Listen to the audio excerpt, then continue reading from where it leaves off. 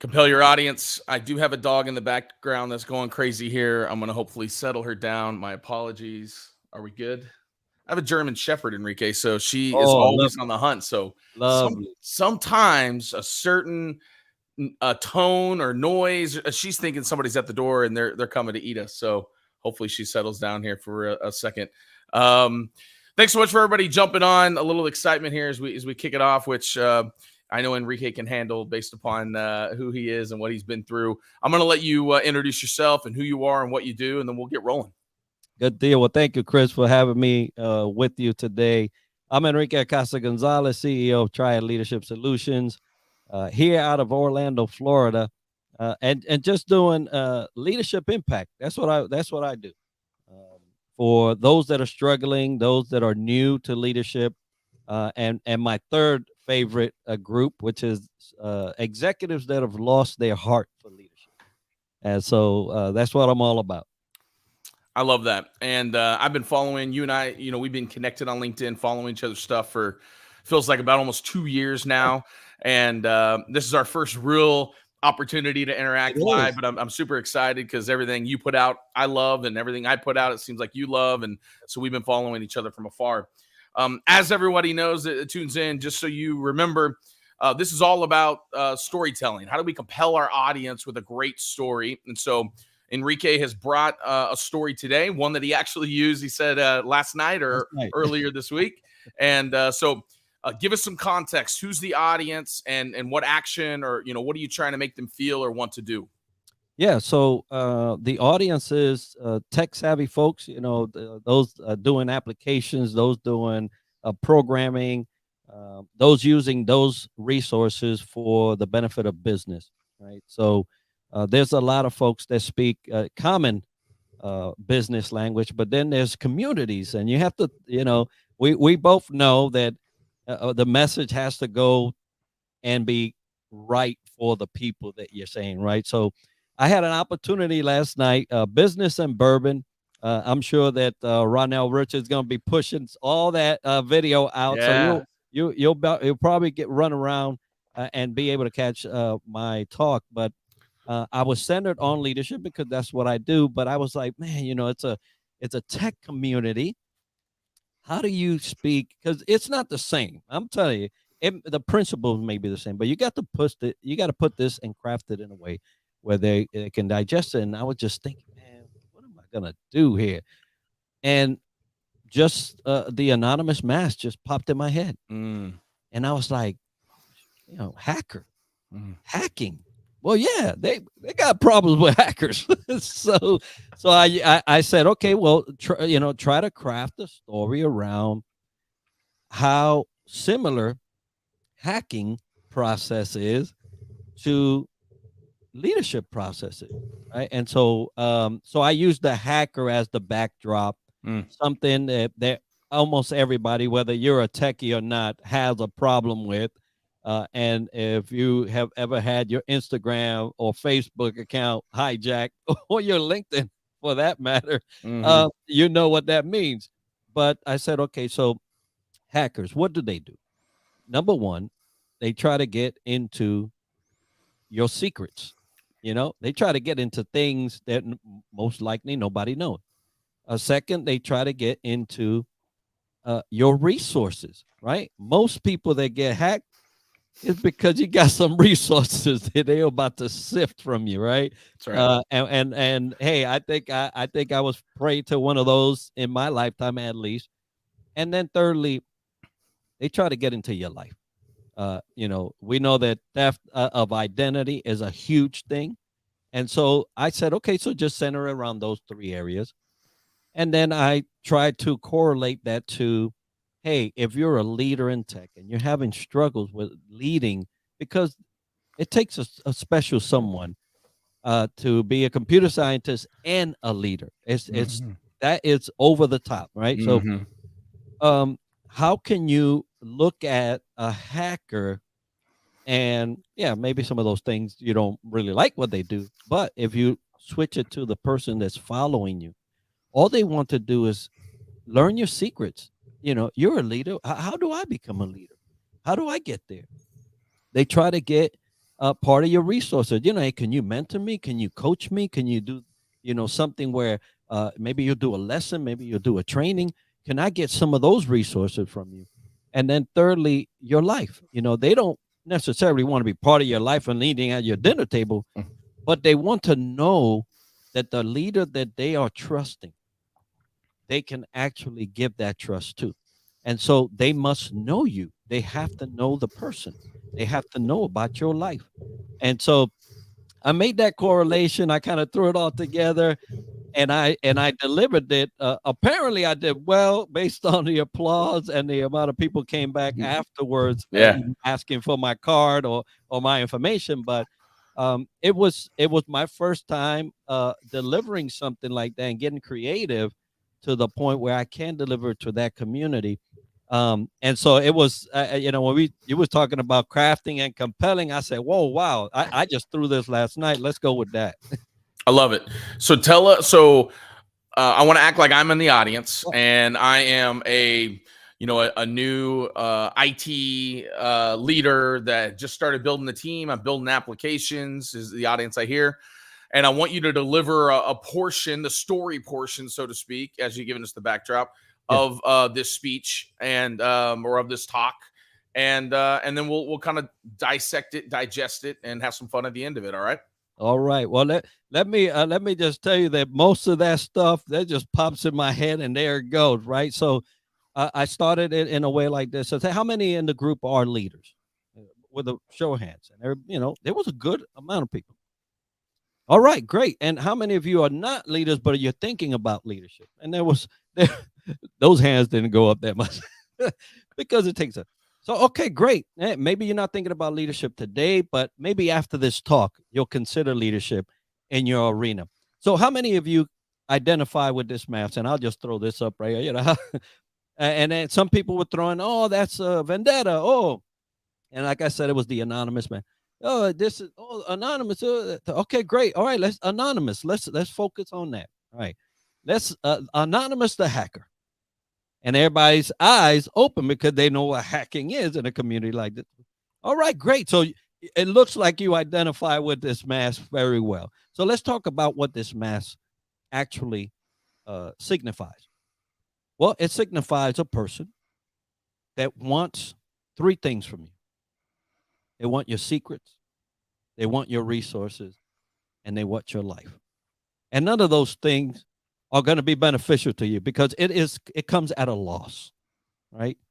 So with that loss, there are some things that you can consider in order for you to prepare for an event where you have to meet anonymous, right? Because you will have to meet them somewhere along the line. So out in this public right now, we have computer scientists, techies, business owners, people who are trying to use and leverage technology to increase their business.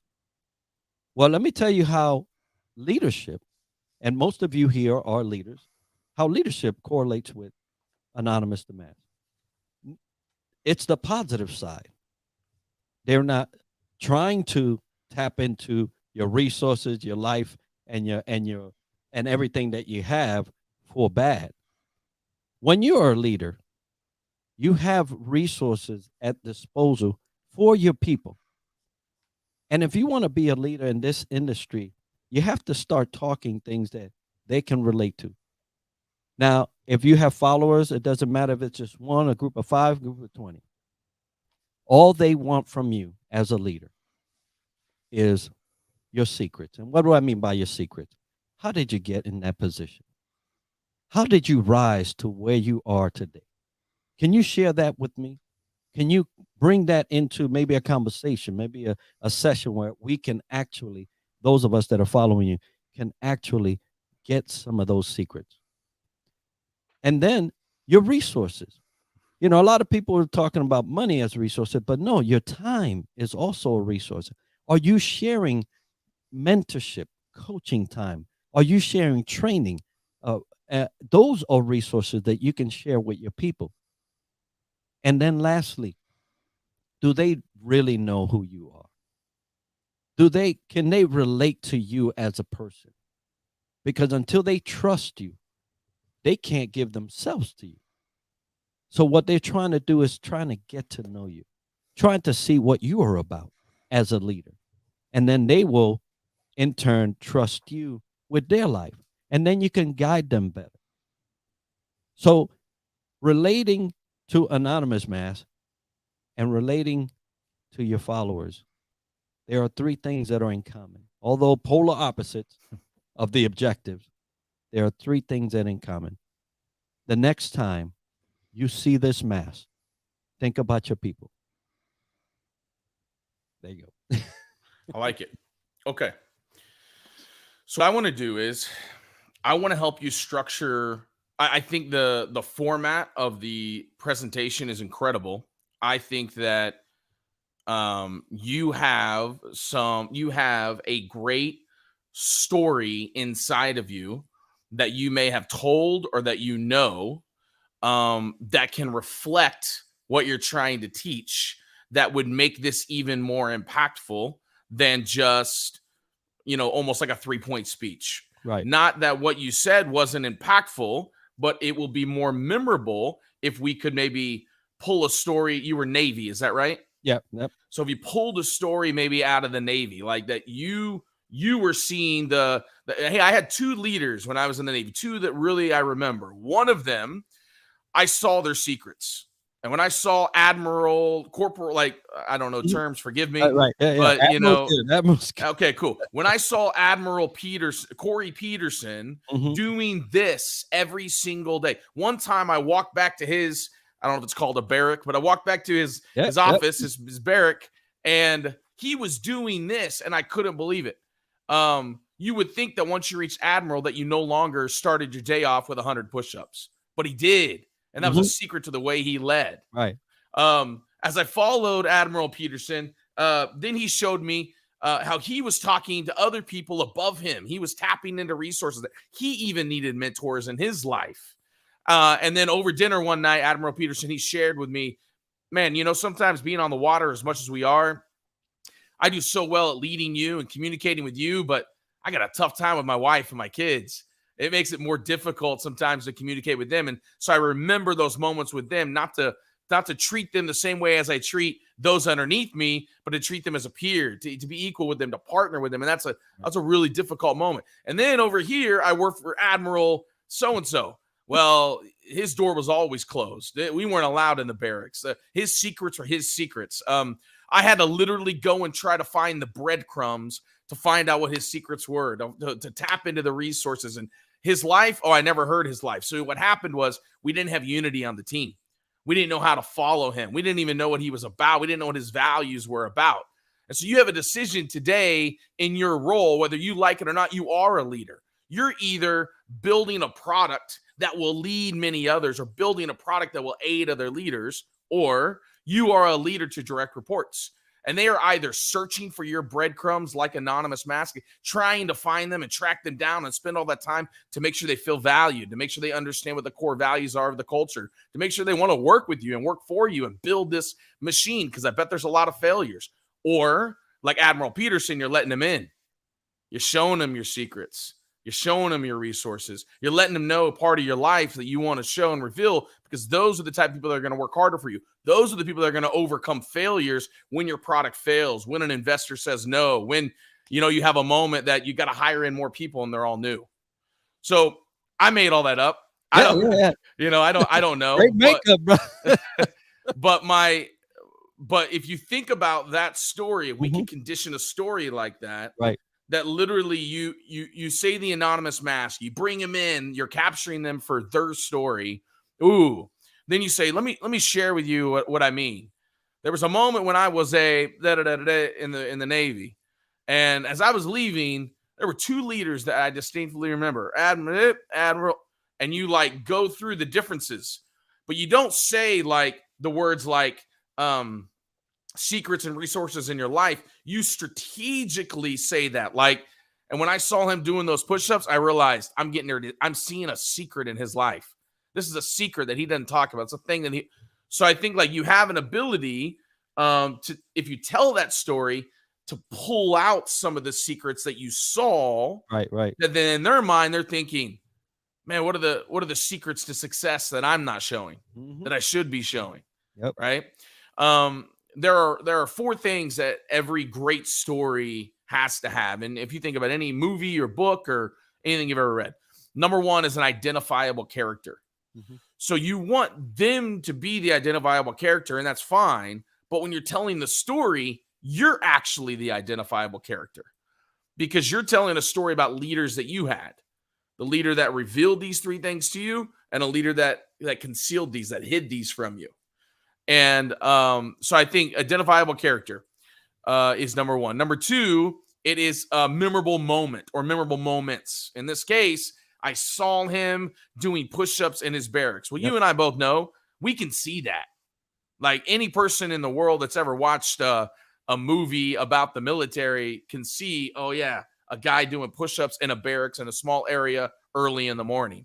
So you got to help me visualize, like, well, they're an admiral. They wear the whole thing. Like, they're still doing push-ups in the morning. I thought they're telling people to do push-ups in the morning, right? The number what'd you say? Or get somebody to do it for right, or someone to do it for them. Hey, I gotta get 100 in. Can you knock those out for me? Right. So I think like that inside knowledge right there is something you can share that I don't have. Right, that is humorous. Number 3 is raw emotions. Yeah. So like being able to pull some raw emotions either from you as the identifiable character, which I think is important, as well as from the leader. And then the last one are what I like to call sticky details. So details that we can touch, feel, smell, or see. If you can do those 4 things in a story, it drives home what you're saying. You already have a very strong, hey, they applause and they locked in. Great. The question is, though, in 2 weeks, would they really remember what you said? Well, my belief is, and the belief of storytelling in the existence of life, is that they're more likely to reconnect with your Navy story or with a story about leaders. They're more likely to remember that than they are, hey, do you remember the 3 things? Do you remember those 3 things? That's a fact. It's a figure. It's a number. It's more difficult. Right. But if I said, hey, I'm reaching back out, I'm seeing, who did you resonate more with? Are you more like Admiral Williams, or are you more like Admiral Peterson? Because I want to make every single IT leader into Admiral Peterson, not Williams. Right. But we're so used to, and like, I think there's a metaphor there of almost like with Anonymous Mask, we're trying to hide everything from them. But with our subordinates, we shouldn't be hiding everything from them. So even though they're both looking for the same thing, Anonymous Mask is trying to find all this stuff. Right. And guess what? Our subordinates are too. But to one, we want to keep hiding it. You guys keep doing your job well. To the others, we want to reveal it. Right? I think there might be a little metaphor somewhere in there. What I would say is tap into that. Tap into you thinking about the leader that concealed it, hid it, where we almost had to be like Anonymous Mask to track it down. And then the leader that didn't, the leader that opened up, that strategically opened those things up. Something else I wrote, just an interesting note, is like, I also find that a lot of these IT, developers and coders and all these things, they're also using workforces that may be international, or workforces that are like Fiverr and Upwork. And so they're working with so many different individuals that are considered subordinates. They've got to have a quick way to install trust and faith and loyalty at a very quick measure. And so if they had kind of a system from Triad, or even just hearing this saying, what am I hiding that I shouldn't be? How often am I opening up my resources? How do they know anything about my life? Are those the 3 keys? Oh, okay, I need to do that more often. If they would have a quick way of doing that, well, they have to. That's why people work hard for them. So that would be my advice, my help, is what you have here is you have a very compelling teaching, but it's not a story yet. Right. And I think tapping into, whether it be the veteran thing, which is great, or whether you're like, yeah, will they resonate with that, Chris? Well, maybe not. So then let's go track down a story that's within the vein of IT or technology or whatever it might be. Because, man, I I don't know. Have you by chance? I don't know how much TV you watch. I'm not a big TV guy, but I read the book called Super Pumped, which was about Uber. Okay. And it's about how Uber got started. And I read the whole book where they just rolled out a TV series about it. And the one thing they said about that leader was intense, brought the juice, was an animal, like was a fighter, like wanted to win, but it alienated a lot of the employees at times. Right. And so I think you could even go find the IT developer leaders that maybe these people look up to and mirror two of them and say, hey, look what happened. This leader didn't leave any breadcrumbs, didn't open up to people. This one did. Now look where they are today. So yeah, that's what I got, man. Yeah, no, that's great. And having just brought this out yesterday, it's good to have it, looked at today. I mean, it's fresh. Yeah. And get that perspective, because as he was talking, I said, man, that's great, because now I was time limited, but that's something for me to figure out how to do it in a certain amount of time. But that, I think, would have maybe, although it looks like the message was well received, your point to, hey, 2 weeks from now, what are they going to be, looking at, right? And so that's why I brought in the mask, but just to have something to that every time they say, oh yeah, man, I remember that talk. Oh yeah, I remember that talk. But the stories are what takes them past that 2 weeks. And so that's a great advice to incorporate that into that. And I think the thing I'll kind of, I say this on every one of these, but I think it's important to remember is the framework I use whenever I work with anybody and teaching them stories is, what is their story? What is my story or our story if I work for a company? And then what is our future story together? So if you think about ultimately what your hope is that these people come to Triad and they pay for leadership training or solutions ultimately, right? Mm-hmm. That's how most of us are going to keep. When if you're in sales, ultimately, what are you trying to do? You're trying to earn a sale. Now, sometimes it's build a relationship and whatnot. Mm-hmm. But in order for you to cast a future story with them, what you did in this short amount of time, where really what you did was it was just their story. That's all you got a chance to get to time-wise. So now your follow-up is like casting the future story and then conveying your story. Hey, your Triad Solutions, we want to help you know how to be able to reveal secrets to success. We want to help you know which resources do you need to see them. Because if I just gave that talk as a leader, I'd be questioning like, well, what secrets do I reveal? How do I let them into my life? What resources do I show them? What if I show them too much? I'd have all these questions. Well, I need to hire Enrique to help me distill that and know, which of these things I need to do. So I would tell you that, like, even just hearing you say it, like, I was compelled by it. I thought it was great. I think adding a story is what helps convert you going to that talk and spending the time with people. And then when reaching back out in 3 weeks and saying, we believe in your leadership. We hope you do now. Are you this? Are you that? And we can help you tap into these 3 things. Man, I think it goes a much longer way of saying, I remember that guy. I'll never forget that story, actually, that he told. And I would tell everyone else there that's listening, the goal is that you have to know your audience, which Enrique did an incredibly, massively high-level elite of you going the anonymous mask. Like, most people don't do that. And so I commend you on that, like, a lot, because when you said that, I wanted to do something that was them, man, that is incredible. Most people don't do that. So I commend you on that. I think the next level is, how do I get them to remember that I cared about their story, so that when I go and I tell them my story and then the future possibility of us working together, that they say, hey, let's sit down and talk again. I loved it so much.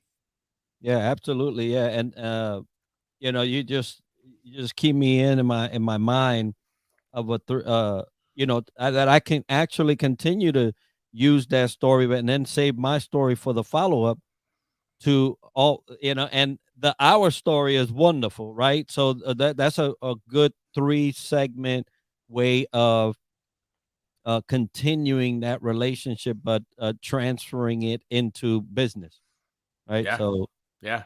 Yeah, good deal. Man, tell everyone, there's probably a lot of leaders out there that heard this nugget that you gave us today and is thinking, man, I like that guy. Like, I want to get to know him. I want to hear from him. So tell people where they can find you and how they can track you down in your world, to have a conversation with you so you can share with them, your leadership story. Absolutely. So thank you for that. LinkedIn is my platform, right? So you can find my stuff on Facebook and Instagram, but I will tell you right now, it's a repeat. I kind of tailor it for that, but LinkedIn is where I reside. You can Enrique Acosta Gonzalez, look me up. I believe I'm the only one in there like that. TriadLeadershipSolutions.com is our website, and you can book calls and all that. And if you look at the service provisions, you could choose whatever you like and let me know. But yeah, LinkedIn, the website, and YouTube. You see us DTLW, Developing the Leader Within podcast. Awesome, man. Well, I appreciate you. Thanks so much for coming on. I hope it was helpful and was Oh yes, exciting. And oh yes. it's gonna, man. You'll have to keep us up to date and letting us know how it converts, how it impacts, how it does. Man, what you are doing for leaders, I envy, because I remember, being a young leader and working with young students that wanted to be leaders, and they didn't have a lot of direction. They didn't know where to go, and they almost were nervous about asking for help because they felt like it diminished their credibility. So I appreciate what you do, and for everybody that's listening, remember that the greatest stories that we have are probably the ones we've grown numb to. The ones that we have told many times that we don't remember. We don't remember the emotions that it caused in other people, but we've grown numb and we thought, yeah, no one wants to hear that again. And what I would tell you is that every single person has a story inside that can impact their audience. Appreciate you guys hopping on. Continue to compel your audience. And Enrique, once again, man, thanks so much for hopping on with us. Good job, Chris. See you, man.